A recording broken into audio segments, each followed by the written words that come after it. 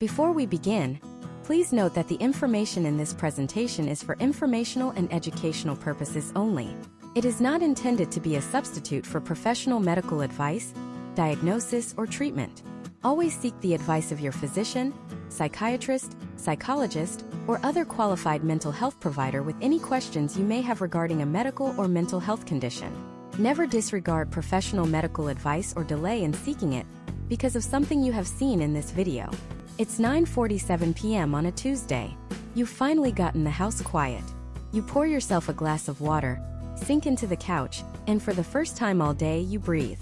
You're about to turn on that show you've been trying to watch for 3 weeks. And then it happens. Your phone sitting on the coffee table lights up.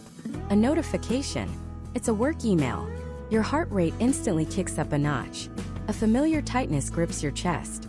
It's not an emergency, the subject line is just quick question. But you know the game.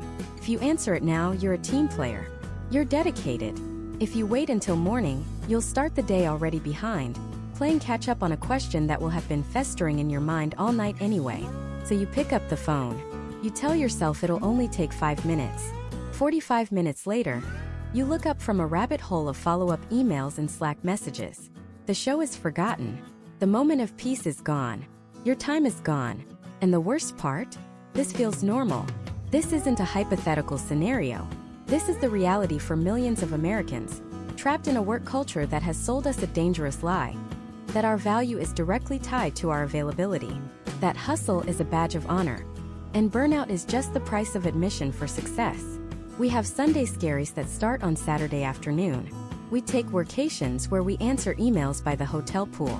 We've been told that to get ahead in America, you have to be always on. But what if that's not just wrong? What if it's actively destroying our ability to think, to create, and to live? This video, this entire series, is a declaration of war against that burnout culture. This is not about learning to manage stress with scented candles and meditation apps. Those are band-aids on a bullet wound. This is about forging mental resilience. It's about building a psychological fortress so strong that the pressures of modern American work can't breach the walls. We're going to give you the tactical, science-backed tools to reclaim your focus, protect your energy, and shut off your work brain on command, so you can be fully present in your own life. This isn't about quitting your job and moving to a farm.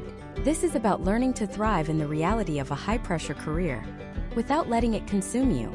It's about winning the game without losing yourself. So where do we start? We start by dismantling the foundational myth that our entire work culture is built on. The myth of the ideal worker. You know who I'm talking about. It's that person who is always the first one in, the last one out.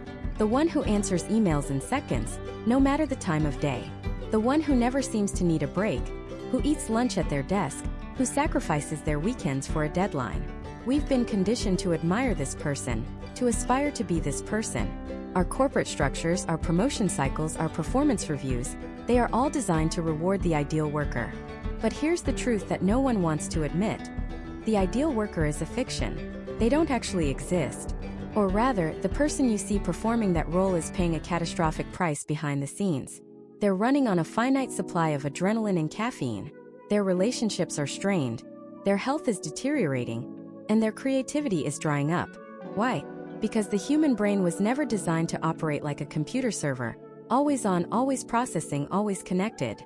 It's designed to operate in cycles of intense focus followed by periods of genuine rest and recovery. Think of it like a world-class sprinter. They don't just run at full speed all day long. That would be insane. They sprint, then they rest. They recover. The recovery is just as important as the sprint. In fact, it's the recovery that makes the next sprint possible. Our modern American work culture, with its constant connectivity and expectation of immediate response, has completely erased the recovery period. We are being asked to sprint a marathon, and we wonder why we're collapsing at the finish line or often long before it. The constant barrage of notifications, the blurred lines between home and office, the pressure to be perpetually productive, it's not just making us tired. It's creating a state of chronic, low-grade fight or flight. Your nervous system is constantly activated. That tightness in your chest from the 10 p.m. email? That's your body being flooded with cortisol, the stress hormone. It's a biological response designed to help you escape a predator, not to help you answer a question about a quarterly report. When your body is marinated in cortisol day after day, week after week, It leads to inflammation, anxiety, impaired memory, and a weakened immune system. You're not just getting burned out, you are being biologically worn down. The first step in building mental resilience is to consciously and radically reject the myth of the ideal worker. It's to give yourself permission to be a human being, not a productivity machine. This isn't about being lazy or unproductive. It is the exact opposite. True, sustainable, high-level performance, the kind that leads to breakthroughs and real innovation, comes from a mind that is sharp, rested, and focused. It doesn't come from a mind that is fragmented, exhausted, and constantly distracted. Think about the most productive hours of your week. When do you get your best work done? I'm willing to bet it's not when you're juggling 5 different Slack conversations while trying to answer emails and sit in on a Zoom call. It's probably during those rare, uninterrupted blocks of time when you can actually engage in what Cal Newport calls deep work. That state of flow where you're so immersed in a task that the rest of the world just melts away. That is where real value is created.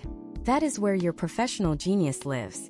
But our work culture actively sabotages our ability to get there. The constant pings, the endless meetings, the expectation of being a human router for information. It all fragments our attention into a million tiny, useless pieces. So, here is your first act of rebellion.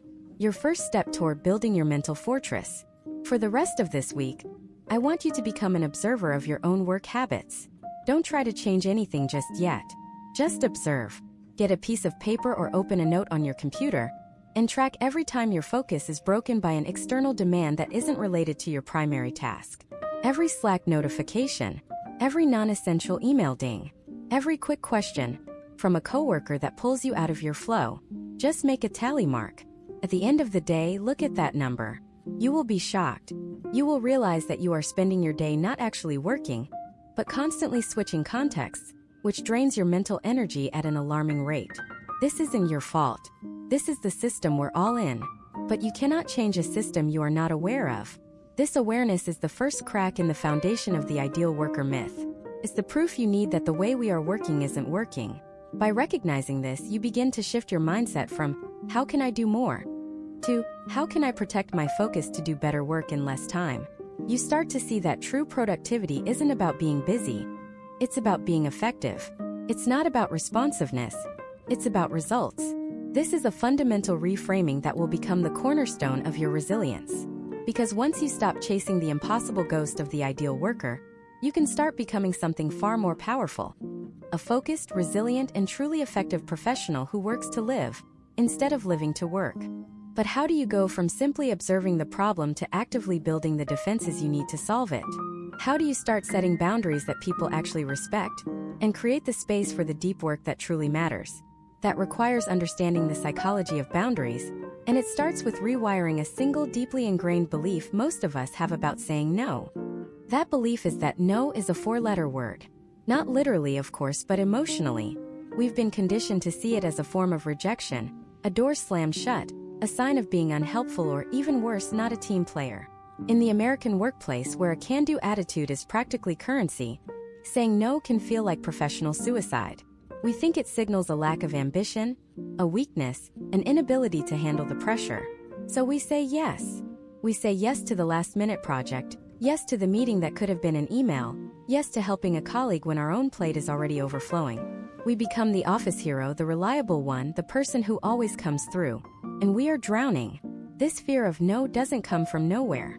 It's wired into us from a young age. As kids, saying no to our parents or teachers was often met with disapproval. It was seen as defiance. Then we enter the professional world, and the stakes get higher. The boss who praises the employee who always goes the extra mile. The company culture that celebrates hustle and grinding. We see the person who says, yes, get the promotion, so we learn to equate agreeableness with success. We are terrified of the potential conflict, the awkwardness, the possibility that someone might think less of us.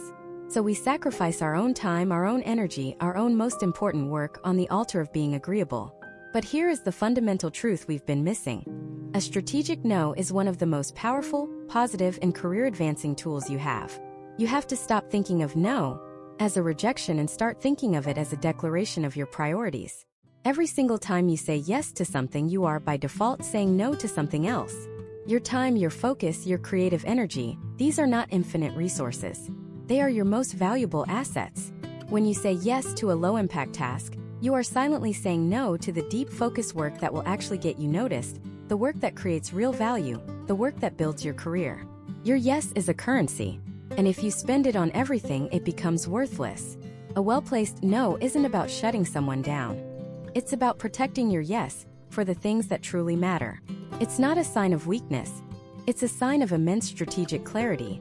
Let me tell you about a marketing director I once coached. Let's call her Jessica. Jessica was brilliant, creative, driven, and universally liked.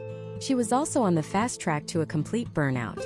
Her calendar was a chaotic mosaic of other people's priorities. She was pulled into sales strategy meetings, product development brainstorms, even IT vendor calls, all because she was good at this stuff and never said no. She was everyone's favorite problem solver. The result? Her own team's marketing campaigns were being planned on Sunday nights. Her strategic vision for the department was a half-finished document on her desktop she hadn't opened in weeks. She was constantly in motion but making no real progress on her core responsibilities. She was a firefighter running from blaze to blaze, while her own house was slowly smoldering. Her breaking point came after a performance review. Her boss told her, "Jessica, everyone loves you. You're the ultimate team player. But I'm concerned your key projects are slipping. The Q4 launch plan is behind schedule. We need you to be more focused on your strategic role." It was a devastating blow. The very thing she thought was building her reputation, her infinite helpfulness, was actually undermining her career. She was being praised for her availability but judged on her results. And the results weren't there. That's when we started working on what we called the protective no. The first one was the hardest. A senior colleague from the sales department, someone she respected, came to her and said, "Jess, I need you to build a few slides for my client pitch tomorrow. You just have a way with visuals." The old Jessica would have immediately said, "Of course," canceled her dinner plans and stayed late. Her heart was pounding. She felt the familiar guilt and fear of disappointing him. But this time she took a breath and used a new script. She said, "John, I appreciate you thinking of me, and I'm always happy to support the sales team. Right now, however, I'm under a hard deadline from my boss to finalize the Q4 launch budget by end of day. It's my #1 priority and I can't pull away from it. Have you tried using the new marketing templates we uploaded to the server? They're designed for quick turnaround pitches just like this." And then silence. A few seconds that felt like an eternity. John didn't get angry. He didn't storm off. He just blinked and said, "Oh right, the new templates. I forgot about those. Good call. Thanks, Jess." And he walked away. That was it. The world didn't end. He wasn't offended. He found a solution, and Jessica got to protect the 3 hours she desperately needed to finish her most critical task. More than that, she didn't just say no. She said, "Yes, my priority is X." She communicated her own value and her commitment to her core responsibilities. She wasn't being unhelpful. She was being a responsible director. In that moment, she shifted from being a people pleaser to a priority protector. This is a framework anyone can use. Think of it as the positive no. It has 3 parts. First, you affirm the request. Show you understand its importance. "I appreciate you thinking of me for this." Or, "That sounds like a fascinating project." This validates the other person. Second, you state your boundary clearly and concisely, tying it to a higher priority. This is the no. Don't apologize or make excuses. Simply state the reality. "Unfortunately, I'm at full capacity preparing for the board meeting." Or, "My focus this week is dedicated to completing the XYZ report, which is my top priority." You're not rejecting them. You're explaining your current commitment. Third, and this is the master level step, you offer a helpful alternative if possible. This reinforces your identity as a team player. Perhaps Sarah in operations could help? Or, "I can't join the meeting, but please send me the key takeaways." This isn't about becoming a person who just says no to everything. It's about becoming the person who says yes with intention. In the high-pressure American work culture, we're often tricked into believing that being busy is the same as being effective. It's not. Busyness is a trap. It's a form of reactive living where your schedule is dictated by everyone else's emergencies. True effectiveness, true resilience, comes from proactively, deliberately, and sometimes ruthlessly protecting the time and space you need to do your best work. Saying no is the tool that carves out that space. It's the gatekeeper of your focus. The more Jessica practiced this, the more something incredible happened. People's respect for her actually grew. They began to see her not as a general purpose helper, But as a focused leader, they started coming to her with more significant strategic questions and fewer trivial requests. Her boss noticed her projects were back on track, and her team's performance was soaring. By saying no more often, she had dramatically increased the value of her yes. She was no longer just busy. She was impactful. But this raises a critical question. This strategy works well with colleagues and peers. But what happens when the person making the request isn't a colleague? What happens when it's your boss, the person who signs your paycheck, who is constantly derailing your priorities with urgent new tasks? How do you say no to power without being labeled as insubordinate and putting your career on the line? That is a far more delicate and dangerous negotiation. And mastering it requires a completely different set of tools. Let's call these tools the architecture of the productive no. This isn't the defiant, bridge-burning no of a disgruntled employee. It's the strategic, value-driven no of a leader in the making. It's a form of communication that doesn't just protect your time and your sanity. It actually increases your value in the eyes of the very people making the requests, because it repositions you from a simple order taker to a strategic partner who is thinking critically about the company's most valuable resource, its employees' time and focus. To understand how this works, let's meet David. David is a senior marketing manager at a fast-growing tech company. He's good at his job. Too good. He's the go-to guy, the one everyone knows will deliver, no matter what. And as a result, his workload has become a relentless, suffocating avalanche. He works late, skips lunch, and the knot in his stomach has become a permanent resident. His performance is still high, but his mental health is in the red zone. He's a classic case of success punishment. The better you are, the more work you get until you break. One Tuesday afternoon, his boss, a vice president named Mark, rushes over to his desk. Mark is a force of nature, energetic, ambitious, and perpetually in a hurry. He says, "David, drop everything. I just got off a call with the CEO. He has a brand new idea for a viral campaign. He wants a full proposal and a prototype on his desk by Friday morning. This is a massive priority." The old David would have felt a surge of adrenaline mixed with dread. He would have said, "You got it, Mark." And he would have canceled his dinner plans, warned his family he'd be working for the next 72 hours straight, and powered through on caffeine and sheer willpower. He would have delivered a brilliant proposal, and in doing so, he would have reinforced the expectation that he is a machine, capable of absorbing infinite demand. But this time something was different. The previous weekend, after missing his daughter's soccer game because of a last-minute urgent task, David had hit a wall. He realized this path was unsustainable. It wasn't just leading to burnout. It was leading to a life he didn't want. So he had decided to try a new strategy.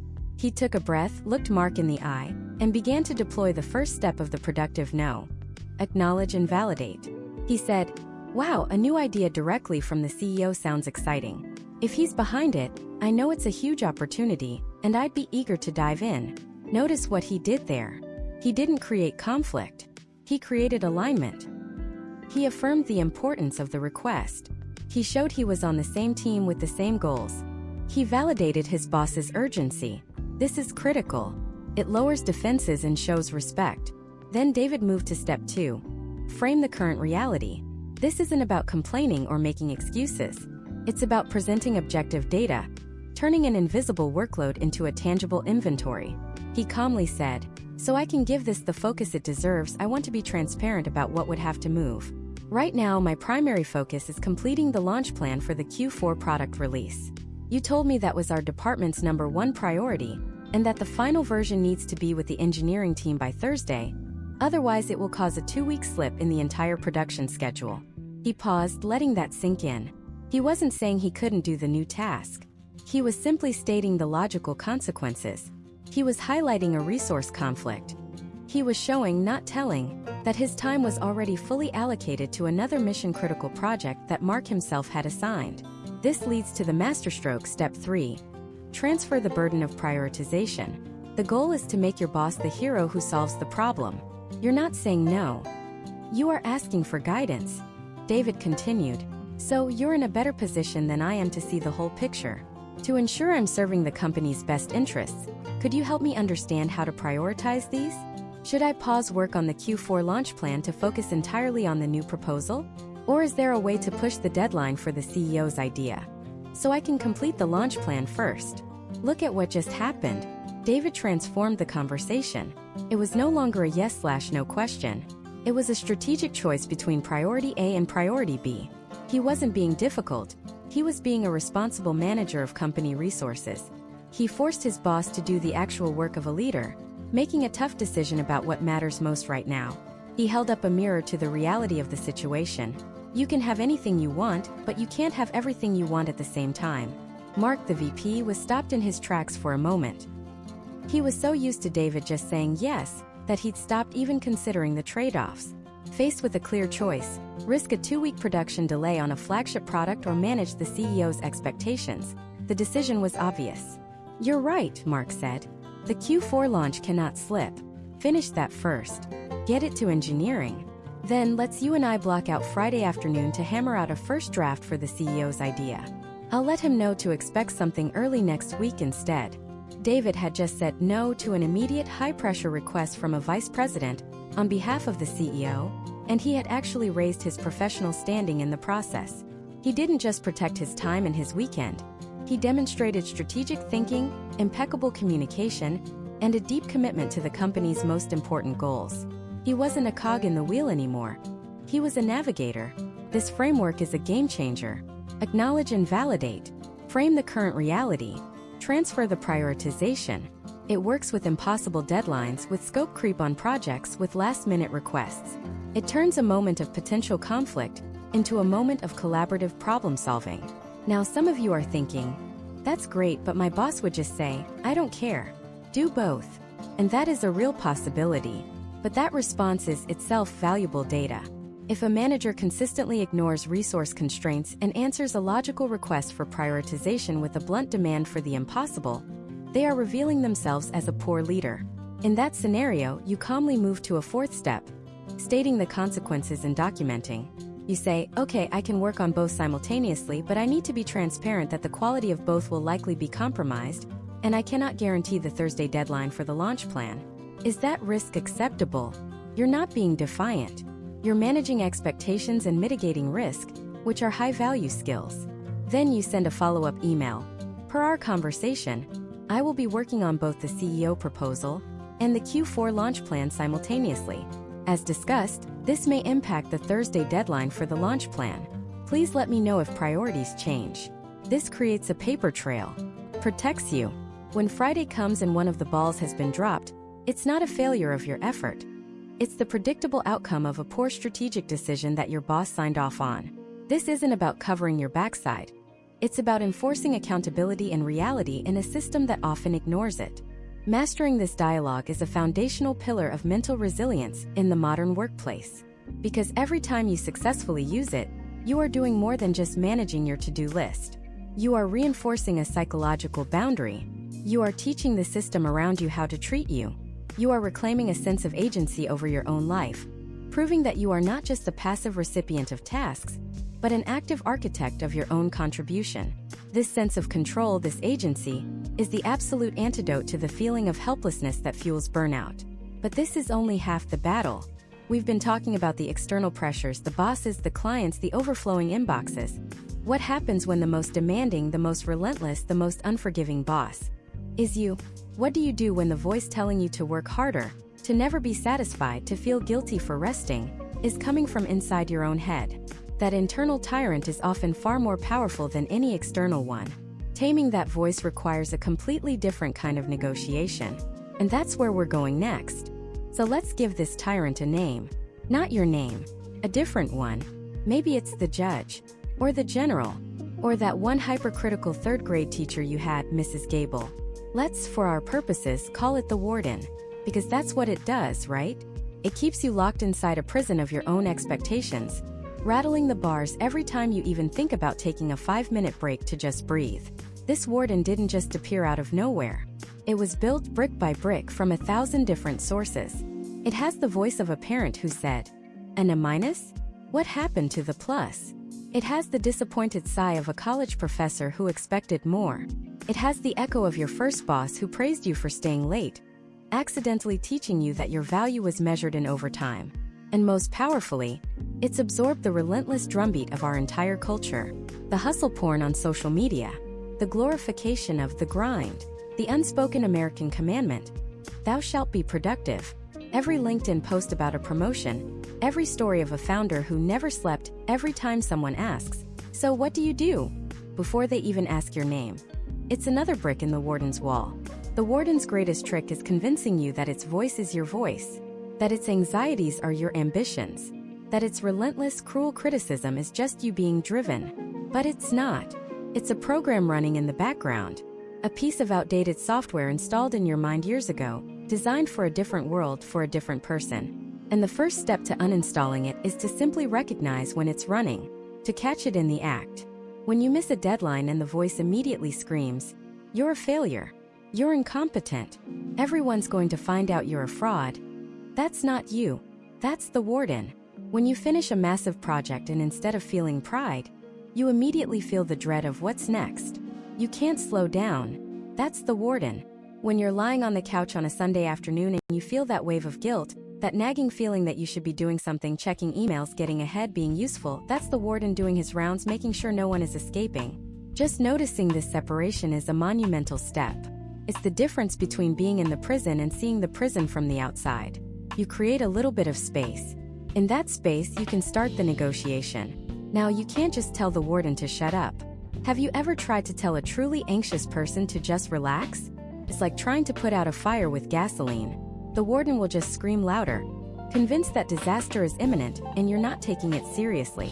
Remember, in its own twisted way, the warden thinks it's helping. It's trying to protect you.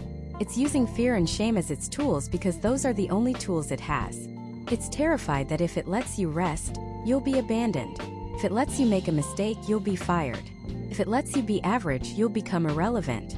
Its entire job is to prevent you from experiencing the pain of failure.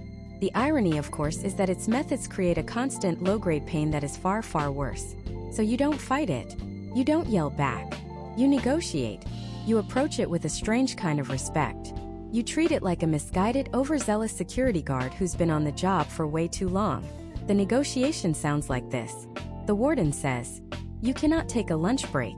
You have 87 emails to answer and that report is due by 5. If you stop now, you'll fall behind and everyone will see you can't handle it. The old you would have just obeyed. You'd have eaten a sad sandwich at your desk, your shoulders tense, your digestion a mess, and your productivity would have actually cratered by 3 p.m.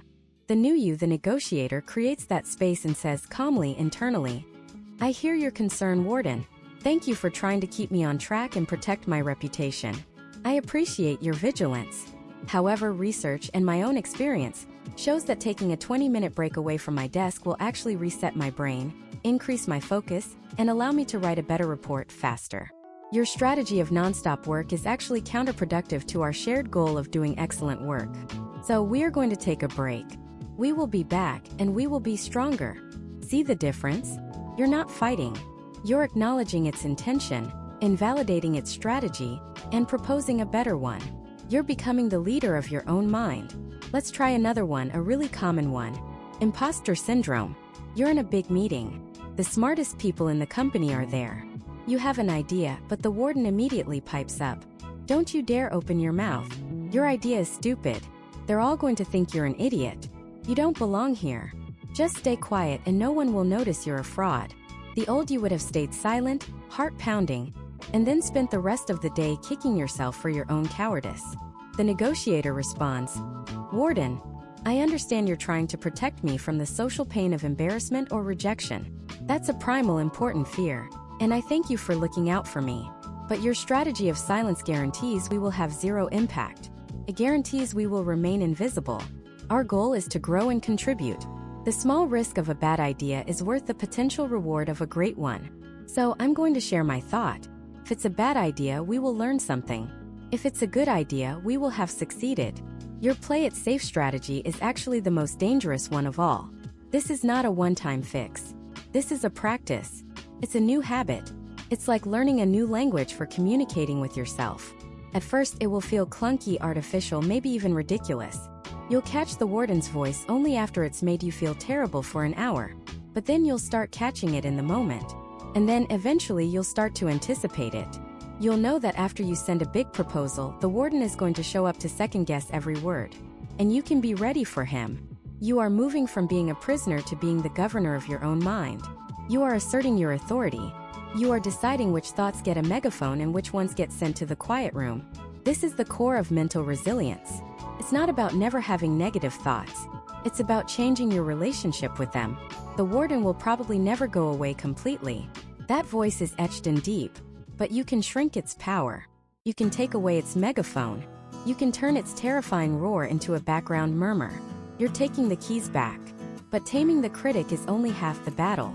Because in the space you create, you need to build something new.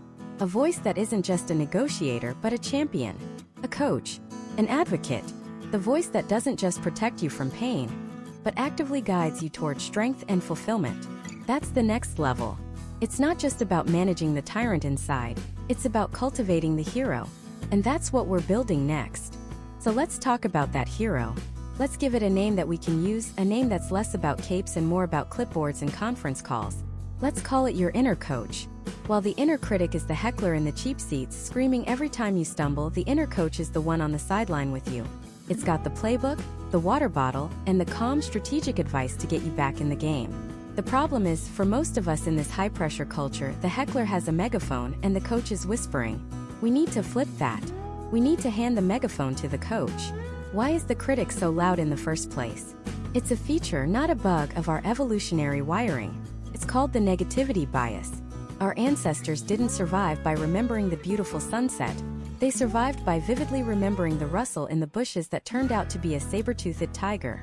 Your brain is hardwired to scan for threats, to over-index on criticism, to remember the one thing that went wrong in a project over the 99 things that went right. In the modern American workplace, the saber-toothed tiger is a critical email from your boss, a missed sales target, or a dismissive comment from a colleague in a meeting. Your brain treats that social or professional threat with the same primal alarm. It floods you with cortisol and adrenaline, and the inner critic goes into overdrive, trying to protect you by making sure you never, ever make that mistake again. But its methods are brutal.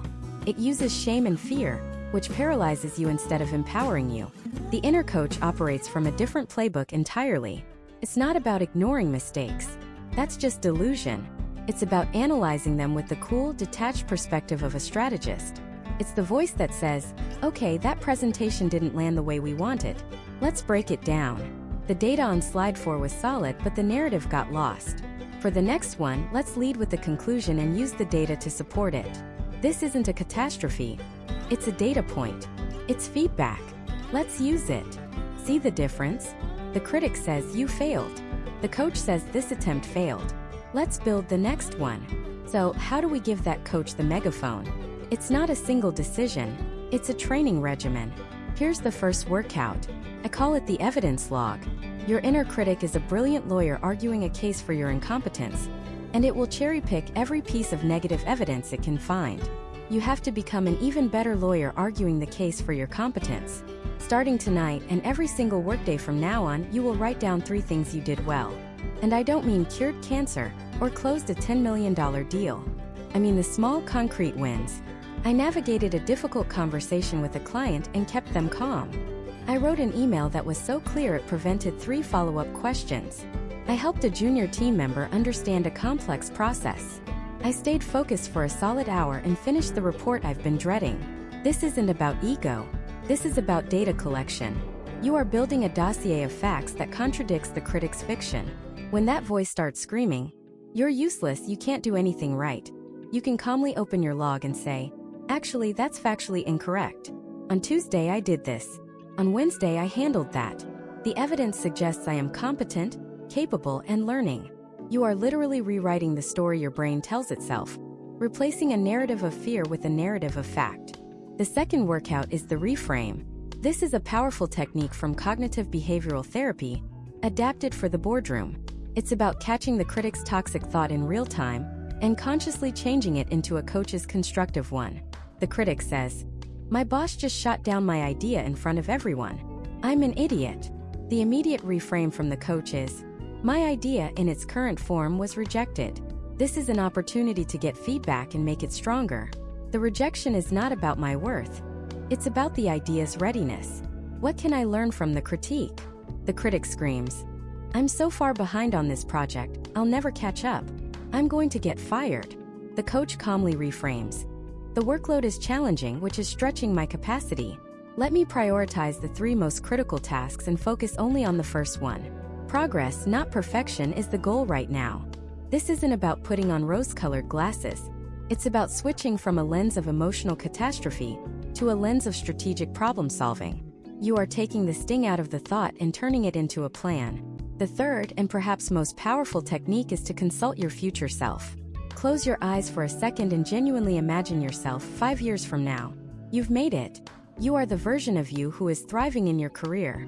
You're respected, confident, resilient. You've navigated the challenges you're facing right now and countless others. You have the wisdom of experience.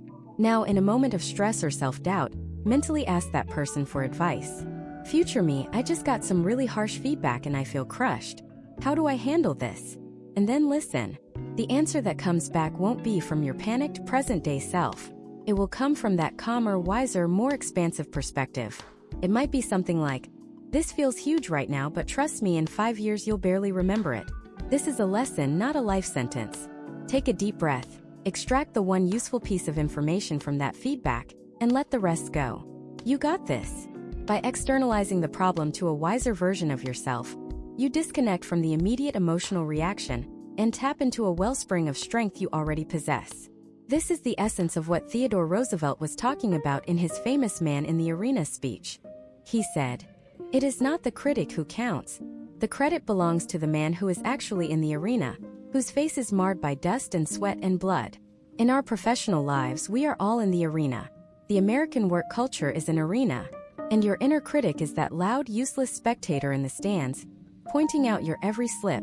Your inner coach is the one in the arena with you, wiping the sweat from your eyes, reminding you of your training, and telling you to get back up. Cultivating this voice is the single most important skill for thriving under pressure. It's the foundation of mental resilience. Because the external pressures, the demanding boss, the volatile market, the relentless deadlines, those things aren't going away. You can't control the arena, but you can absolutely choose which voice you allow to coach you inside of it.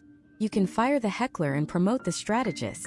You've built the ultimate training partner in your own mind, the voice that turns setbacks into setups and failures into fuel. But even the best trained fighter needs a strategy for the ring itself, a way to handle the blows that come from the outside. Next, we're building your armor. This armor isn't about becoming unfeeling or building a wall so thick that nothing gets in. That's not resilience, that's isolation. And in the hyper-connected, collaborative American workplace, isolation is a career death sentence. No, this armor is different. It's intelligent. It's flexible. It's a psychological system designed not just to block attacks, but to absorb their energy, learn from them, and even redirect them. It's the difference between a stone wall that crumbles under a sustained assault and the advanced composite armor on a modern tank, lightweight, adaptable, and designed to defeat the specific threats it faces. The first and perhaps most crucial piece of this armor is the shield of selective ignorance. In our culture of constant feedback, 24/7 connectivity, and endless opinions, your attention is the most valuable resource you have. And every single person, app, and algorithm is fighting for a piece of it. A vague, passive-aggressive comment from a coworker on a group chat, an unsolicited piece of advice from a manager in a different department, the endless fire hose of industry news foretelling doom and gloom. Most of this is noise. It's designed to provoke an emotional reaction, to steal your focus, to drain your energy. Selective ignorance is the conscious, deliberate decision to treat this noise as irrelevant data. It's not about being uninformed. It's about being strategically uninformed about the things that do not serve your primary mission. Think of an elite special operator on a mission. Do they stop to read every piece of graffiti on the wall? Do they get into arguments with bystanders? No. They have a single-minded focus. Everything that is not the target is just scenery. So how do you build this shield? You install a brutally efficient filter in your mind. From this day forward, every piece of criticism, feedback, or information that comes your way gets passed through one simple question. Is this actionable and from a credible source? Let's break that down. Credible source means someone whose opinion you genuinely respect and who has a direct stake in the outcome. Your boss, a key client, a trusted mentor. Everyone else's opinion is, by default, downgraded to background noise. The second part is even more important. Is it actionable? Does the feedback give you a clear, specific path to improvement?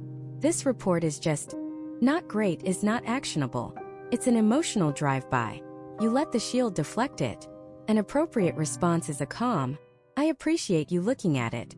What specific sections were unclear or could be strengthened? You are using your shield not just to block but to demand better data. In contrast, on page 3 the data visualization is confusing. Could you try a bar chart instead of a pie chart to make the Q3 comparison clearer? That is gold. That is actionable intelligence. You lower the shield, accept the data, say thank you, and make the improvement. By installing this filter, you stop being a punching bag for other people's anxieties and start being a professional who surgically extracts value from the environment. You're no longer reacting to everything. You're responding to the few things that truly matter. Next, we forge the gauntlets of proactive framing. While the shield is defensive, the gauntlets are your offensive armor. They are about shaping the narrative before it shapes you. In high-pressure work cultures, ambiguity is the breeding ground for conflict, blame, and burnout. When people don't know what's expected, who's responsible, or what success looks like, they default to fear and self-preservation. That's when the backstabbing starts. The gauntlets prevent this by seizing control of communication. This means after every important meeting or conversation, you are the one who sends the follow-up email. Not a novel but a crisp, clear summary. Great discussion. To confirm, here are the 3 key decisions we made. Tom is taking point on the marketing copy, Sarah is handling the budget approval, and I will have the prototype specs ready by Friday. Please let me know if this doesn't align with your understanding. Look at what this simple action does. It eliminates ambiguity. It creates a written record of accountability. It forces any disagreement or confusion out into the open immediately, not a week later when the deadline is blown. You have framed the reality of the situation. Someone who wants to later claim, "That's not what we agreed to," now has to actively dispute a clear, time-stamped record. Most won't. You've made it easier to align than to argue. Proactive framing also means front-running bad news. The moment you sense a project might miss a deadline, you don't hide. You don't hope it fixes itself. You put on your gauntlets. You go to your boss and say, "I'm raising a flag here. Based on the new data from the engineering team, I'm projecting a 48-hour delay on the alpha release. I have 2 potential solutions to mitigate the impact, and I'd like your input on which path to take." You haven't presented a problem. You've presented a professionally managed situation. You've maintained control of the narrative. You're not the person who failed. You're the person who identified a risk and is actively managing it. This is how you build a reputation for unflappable competence, and it's a piece of armor that deflects blame before it's even thrown. Finally, we fit the most important piece: the helmet of depersonalization. This piece of armor protects your core identity. In America, we have a dangerous habit of fusing our sense of self with our job title and our performance. When our project succeeds, we are a success. When our project fails, we are a failure. This is the fast track to emotional ruin. Depersonalization is the practice of creating a clear, impenetrable boundary between you, the person, and you, the professional in a role. The feedback, the stress, the failures, they are happening to the role, not to your fundamental worth as a human being. A harsh critique of your presentation is not a judgment on your intelligence or your character. It is feedback on a specific set of slides and words delivered at a specific time. Think of it like being an actor playing a part. If a critic says the character was unconvincing, the actor doesn't have an existential crisis. They analyze the performance. Was it the line delivery? The motivation? They separate their self from their performance. We must do the same in our careers. The practical way to forge this helmet is to create rituals that mark the transition between your personal self and your professional role. It could be the commute to the office. When you walk out your front door, you mentally put on the helmet. You are now project manager you, or sales director you.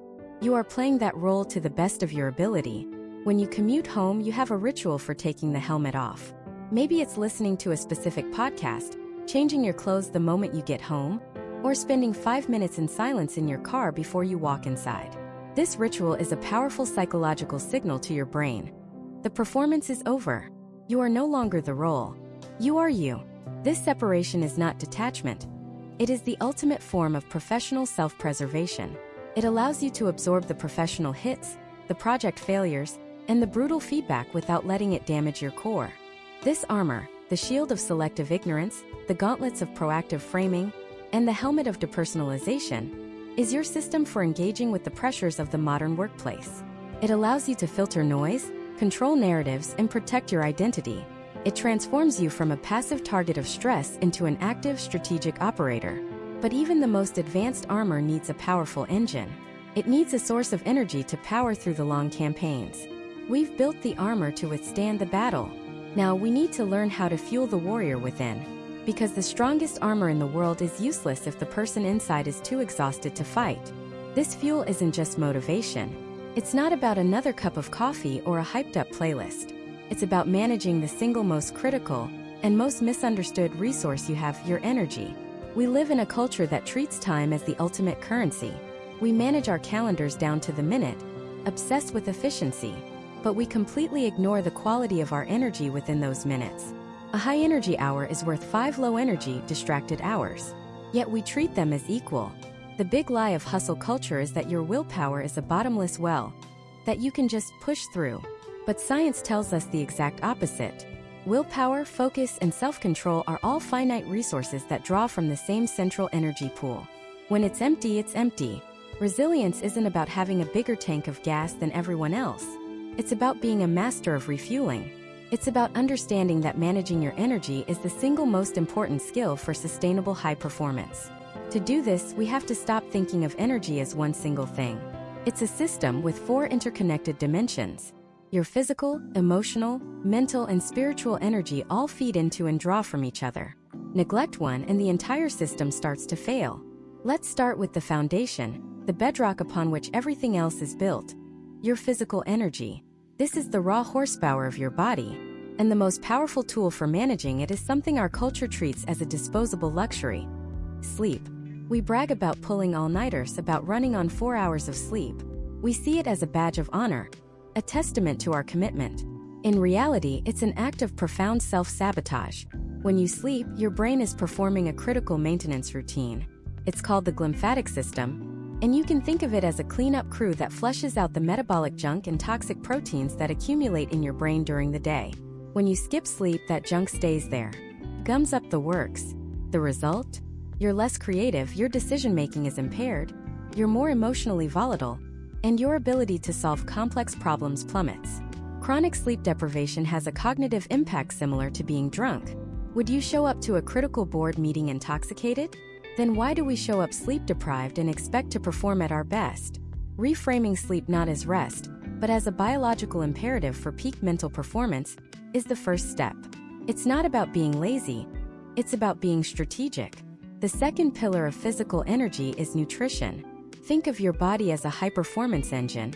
You wouldn't put cheap, low-grade fuel in a Ferrari.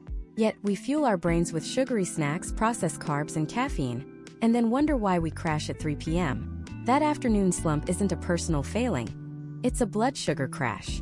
You ate a lunch that spiked your glucose, your body released a flood of insulin to compensate, and now your energy has cratered. The key isn't just what you eat, but how and when. Instead of 3 large meals, think 5 or 6 smaller, high-quality ones. This keeps your blood sugar stable, providing a steady stream of fuel to your brain all day long. It's the difference between a roaring bonfire that quickly burns out and a slow-burning log that provides consistent heat. Finally, there's movement. Our bodies were designed to move, not to sit hunched over a laptop for 8 hours straight. When we're sedentary, our energy stagnates. The solution isn't necessarily a grueling hour at the gym every day. The real magic is in strategic renewal, what researchers call micro breaks. Every 90 minutes, get up. Walk around the office for 5 minutes. Do some simple stretches at your desk. This isn't just about waking you up. It's changing your brain chemistry. Movement boosts blood flow and triggers the release of endorphins and a miracle-grow molecule for your brain called BDNF, which helps you learn faster and form new neural pathways. Physical energy is your base. Without it, everything else crumbles. But having a full tank of physical gas means nothing if the quality of that energy is toxic. This brings us to the second dimension, emotional energy. This isn't about the quantity of your energy, but its quality. Are you operating from a place of optimism, engagement, and gratitude? Or are you fueled by frustration, fear, and resentment? Both are powerful fuels, but one is clean-burning and sustainable, while the other is corrosive and toxic, eventually destroying the engine from the inside. In high-pressure environments, it's easy to get stuck in a cycle of negative emotions. Stress, deadlines, difficult colleagues, they all trigger our fight-or-flight response, flooding us with cortisol and adrenaline. This is useful in short bursts to escape a tiger, but it's devastating when it becomes our default operating state. The most resilient people are not those who don't experience negative emotions, but those who can skillfully shift out of them. They are masters of their emotional state. A simple, powerful technique for this is the gratitude reframe. When you feel that wave of frustration or anxiety washing over you, pause, take one deep breath, and force yourself to identify 3 things you are genuinely grateful for in that exact moment. It could be the coffee on your desk, the fact that you have a job, or the sunlight coming through the window. This isn't about toxic positivity or ignoring the problem. It's a neurochemical reset button.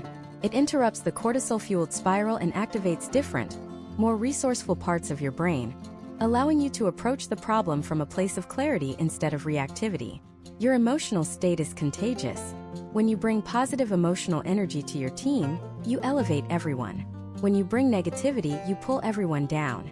With a foundation of physical energy and the right emotional fuel, we can now turn to our mental energy, our ability to focus, concentrate, and think clearly.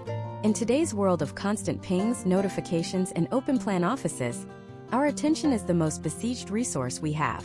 And the biggest myth we've bought into is the virtue of multitasking. Let me be clear, multitasking does not exist. What you are actually doing is task switching, rapidly toggling your brain's attention between different things. And every single switch comes with a cognitive cost. It takes time and energy for your brain to disengage from one task and load the context for the new one.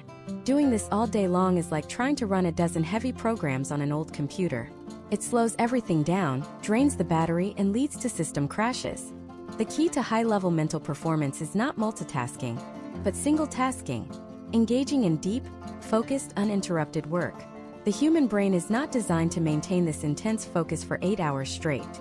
We operate in cycles, known as ultradian rhythms, which are approximately 90 minutes long.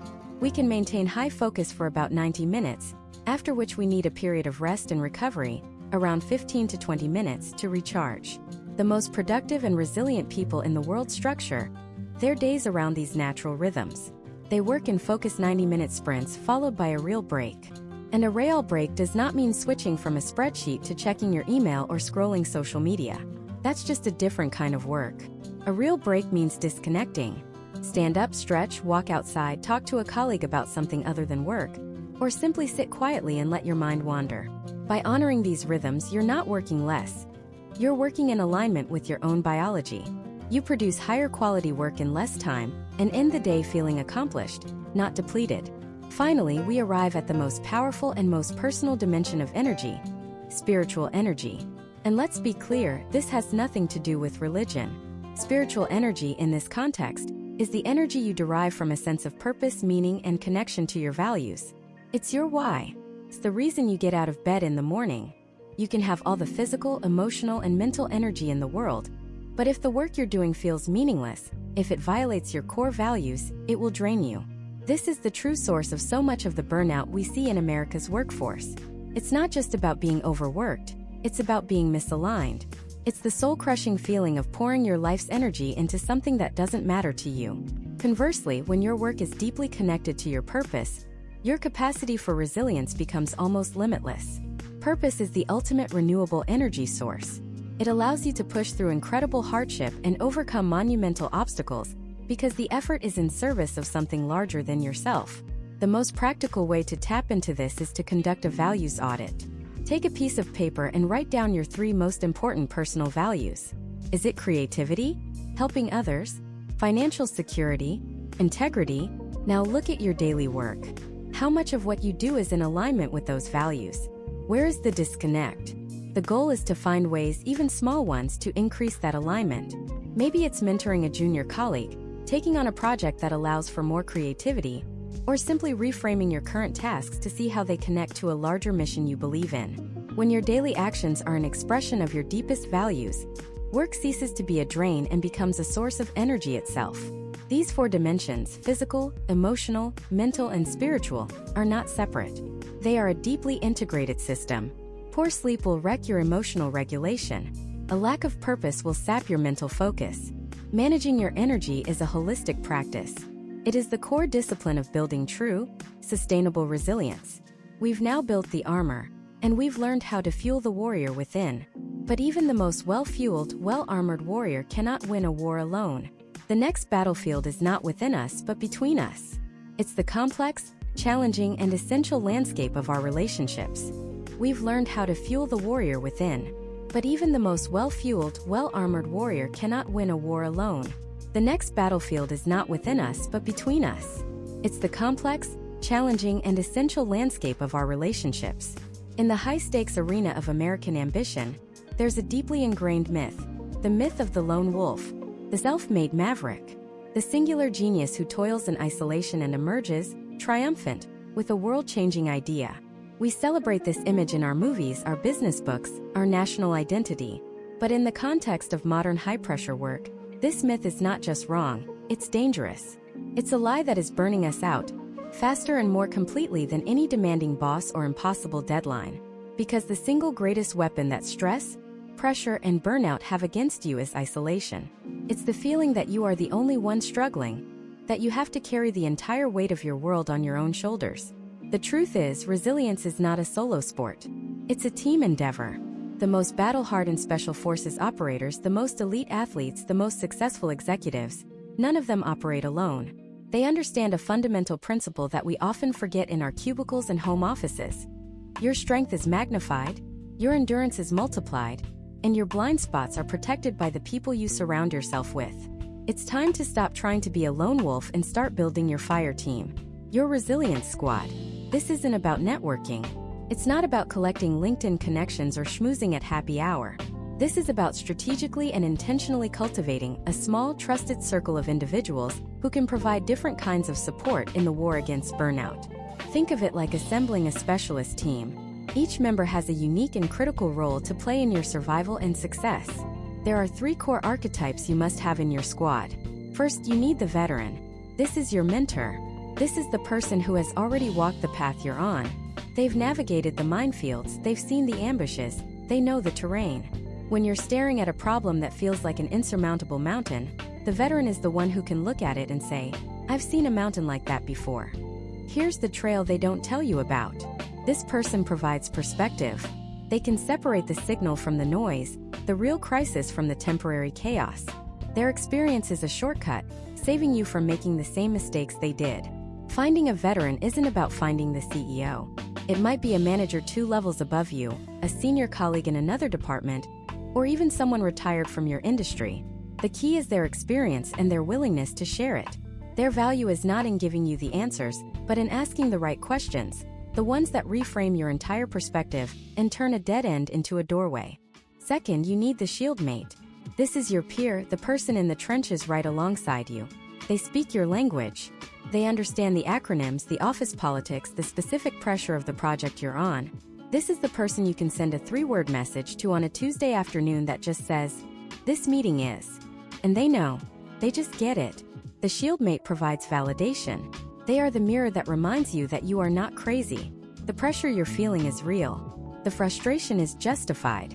In a culture that often encourages us to put on a brave face, to always be crushing it, the shieldmate is the safe harbor where you can be honest about the struggle without fear of judgment. This bond is forged in shared experience. It's the quiet nod across a boardroom table, the quick coffee run to vent, the after-work call to deconstruct a brutal week. This relationship isn't about solving each other's problems. It's about enduring them together. It's the profound resilience-building power of knowing you are not alone in the fight. Third, you need the medic. This is your outsider. This person must be completely removed from your professional world. It could be your partner, a childhood friend, a sibling, a therapist. Their power lies in their ignorance of your work. They don't know the org chart, they don't care about the quarterly projections, and they can't be swayed by the internal drama. The medic's job is to remind you of who you are outside of your job title. They are your anchor to the rest of your identity. When you come home metaphorically bleeding from 1,000 paper cuts, they are the ones who can patch you up. They provide a reality check. They listen to your story about a conflict with a vice president and say, "That sounds ridiculous. Let's go for a walk." They pull you out of the echo chamber of corporate speak and back into the real world. They are the gatekeepers of your humanity, ensuring that your entire sense of self-worth doesn't become tethered to your last performance review.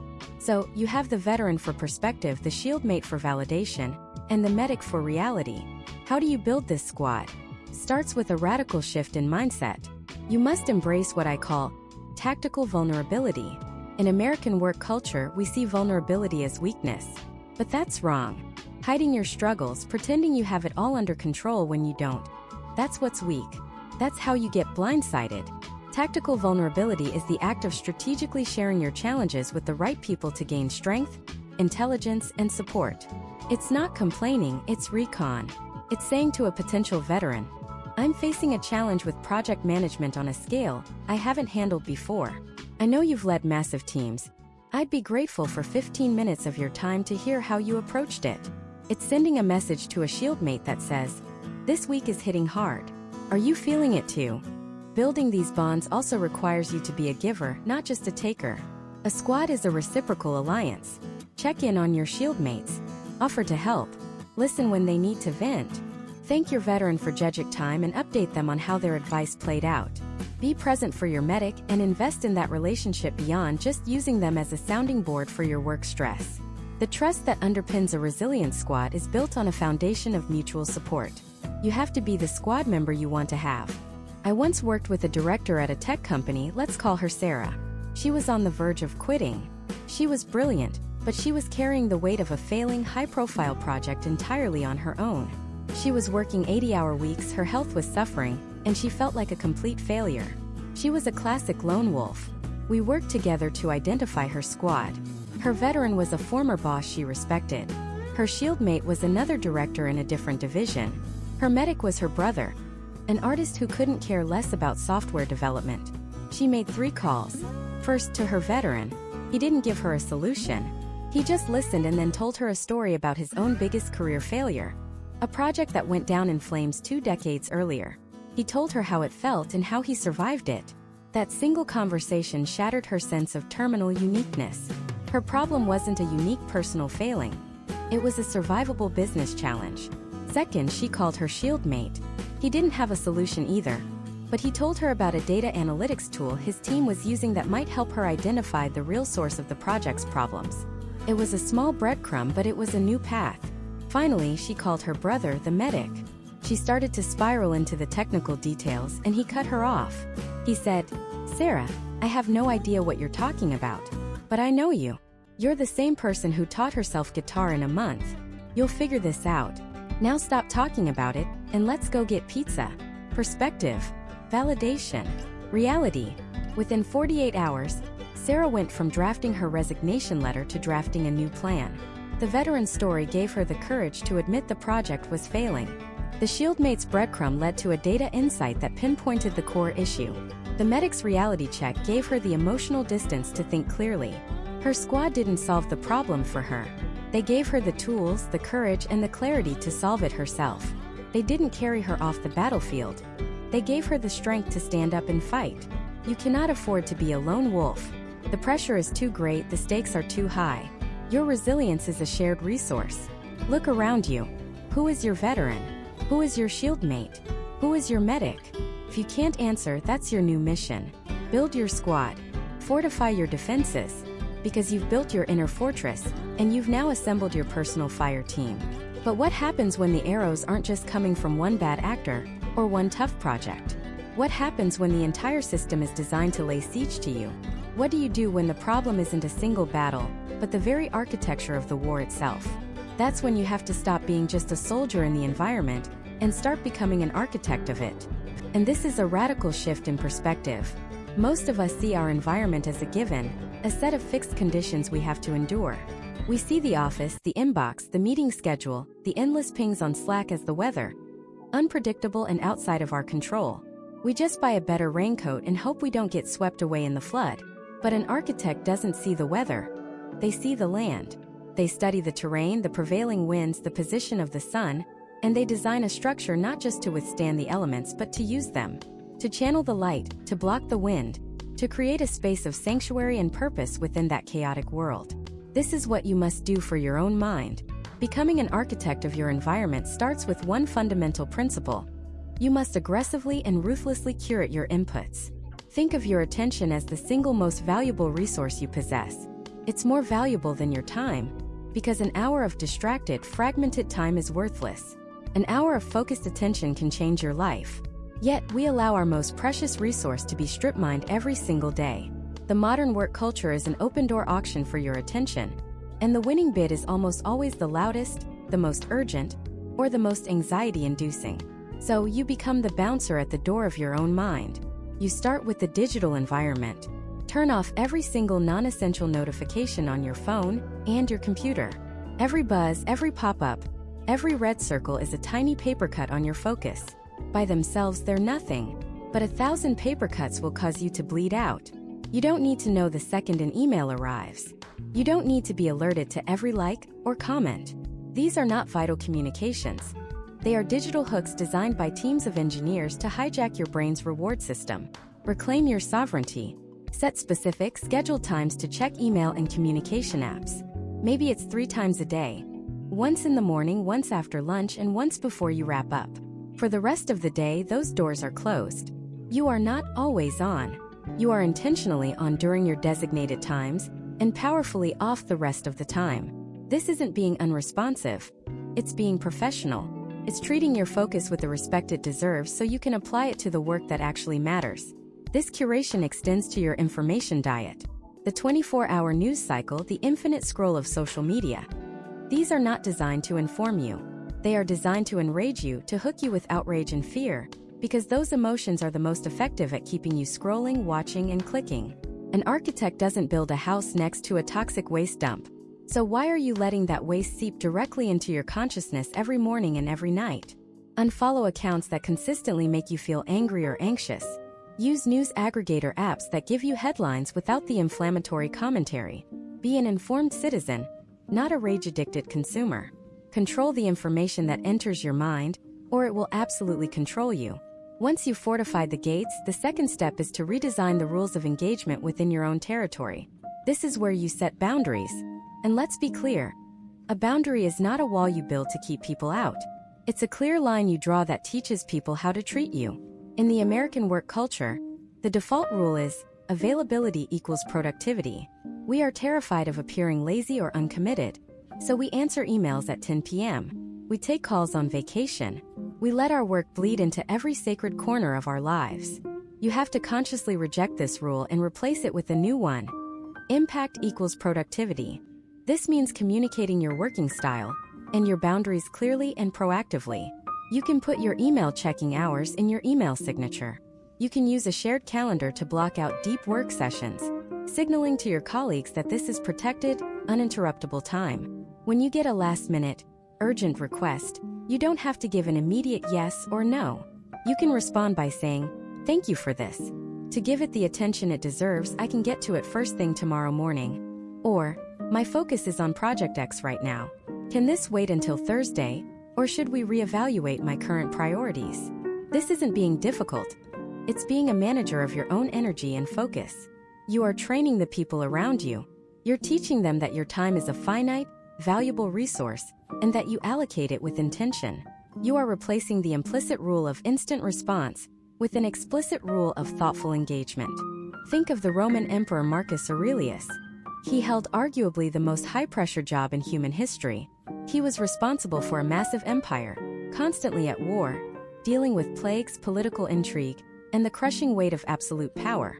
He was besieged by endless inputs and demands, yet he is remembered for his calm, his wisdom, his incredible resilience.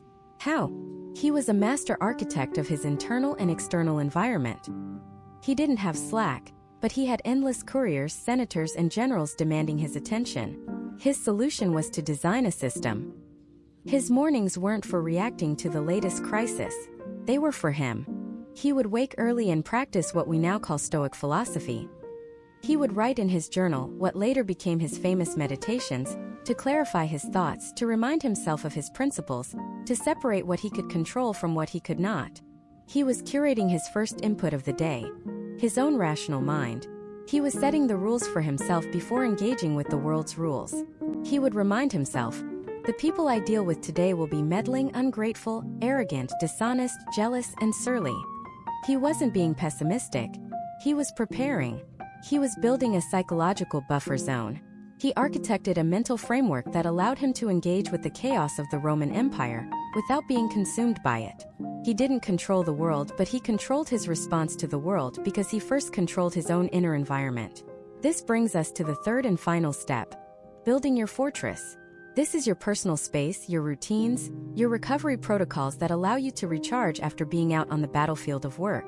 An architect designs bedrooms for rest and kitchens for nourishment. You must do the same for your life. Your physical workspace, whether it's a corner of your apartment or a corner office, should be designed for focus, not for distraction. Your bedroom should be a sanctuary for sleep, not a second office. But the most important part of your fortress is your non-negotiable recovery rituals. What do you do at the end of a workday to signal to your brain that the siege is over? Maybe it's a walk without your phone. Maybe it's 15 minutes of reading a physical book. Maybe it's cooking a meal or playing with your kids. It has to be a deliberate, conscious act of disengagement, a shutdown ritual that cleanses the mental palate. Without this, your brain never truly leaves the office. You're still running threat simulations and replaying stressful conversations late into the night, which destroys your sleep and ensures you wake up already depleted. This fortress also includes your people, your support system. A high-pressure career is not a solo mission. You need a small council of trusted allies. Not just people who will agree with you, but people who will tell you the truth. A mentor who has walked the path before you. A peer in a different industry who can offer a fresh perspective. A friend or partner who can remind you that your job is what you do, not who you are. These people are the load-bearing walls of your fortress. You have to invest in these relationships with the same seriousness you apply to your career. By curating your inputs, redesigning the rules, and building your fortress, you are no longer a passive victim of your circumstances. You are an active participant. You are shaping your environment one deliberate choice at a time. You are taking the chaotic, overwhelming demands of modern American work culture and building a structure, a system for your own life that can not only withstand the pressure but can actually thrive within it. You create a space where you can do your best work, protect your mental health, and live a life of purpose. But building this structure is one thing. What do you do when the storms inevitably get stronger? When a crisis hits that threatens to tear down everything you've built? How do you make this resilience not just a tactic, but a fundamental part of your identity? The answer lies in shifting your entire perspective from defense to offense. You move from being resilient, simply bouncing back from a hit, to becoming what author Nassim Taleb calls anti-fragile. A wine glass is fragile. Drop it and it shatters. A rubber ball is resilient. Drop it and it bounces back to its original shape. But what if there was something that, when you dropped it, actually got stronger? That's anti-fragility. It's the human immune system, which gets stronger after being exposed to a pathogen. It's a muscle that grows back denser after being torn in the gym. And it can be you. This isn't just a clever metaphor. It's a fundamental operating system for thriving in a high-pressure world. When a crisis hits, a sudden layoff, a project you've poured your soul into gets publicly dismantled, a market shift makes your skills obsolete, the resilient person's goal is to get back to where they were before the crisis. The anti-fragile person's goal is to use the energy and chaos of that crisis to catapult themselves to a higher level. How do you do this? You start by changing the story you tell yourself about failure. In American work culture, we have a strange, paradoxical relationship with failure. We punish it ruthlessly in the short term with performance reviews and pink slips, but we mythologize it in the long term. Every great innovator, from Henry Ford to Steve Jobs, has a spectacular failure in their origin story. We celebrate the comeback, the second act. The anti-fragile individual doesn't wait for history to write their comeback story. They start writing it in the middle of the crisis. When the shockwave hits, the first question is not, how do I survive this? But, what is the opportunity here? This is an incredibly difficult question to ask when you're in pain, when your security is threatened. Feels unnatural, but it's the pivot point. When you get laid off, the opportunity might be to finally escape a toxic environment, to reskill in an emerging field, or to start the business you've always dreamed of. The pain of the layoff provides the activation energy you never would have had otherwise. When your big project fails, the opportunity is the brutal, unfiltered market feedback you just received. You just paid a high tuition for a masterclass in what doesn't work. Your competitors are still operating on theory, you now have scars and data. This is how resilience becomes your identity. You stop seeing setbacks as indictments of your worth and start seeing them as stress tests. You begin to voluntarily seek out manageable stressors. You take the project no one else wants. You practice public speaking even if it terrifies you. You ask for blunt feedback. You treat your career like a gym. You don't go there hoping the weights are light. You go there because you know the resistance is what makes you stronger. You are intentionally making yourself harder to break. And this is where all the tools we've discussed throughout this journey come together. They are not just disparate tactics. They are an integrated system for building an anti-fragile life. The mindfulness and detachment practices? That's your ability to stay calm in the heart of the crisis, to observe the chaos without being consumed by it, so you can find the opportunity. The firm boundaries you've built? That's your structural integrity. It ensures that a crisis in your work life doesn't obliterate your health, your family, and your sense of self. It contains the blast. The personal board of directors you've assembled? That's your rapid response team. They are the ones who rush in not just with sympathy, but with perspective, helping you analyze the wreckage and chart a new course. The deliberate rest and recovery you've prioritized? That's what allows your system to heal and grow back stronger after a hit, just like a muscle. Without recovery, stress is just damage. With recovery, stress becomes growth. This is the ultimate secret to mastering America's high-pressure work culture. You don't win by avoiding the pressure.